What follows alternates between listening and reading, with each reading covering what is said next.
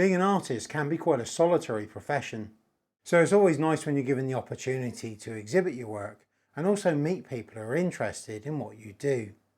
This year I submitted 8 pictures to the exhibition of wildlife art, and I'll also be at the exhibition each day working on the tiger behind me.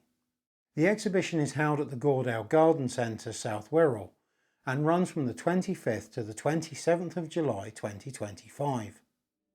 The first picture that I've got on show at the exhibition is titled Serenity of the Sovereign and depicts a male Asiatic lion.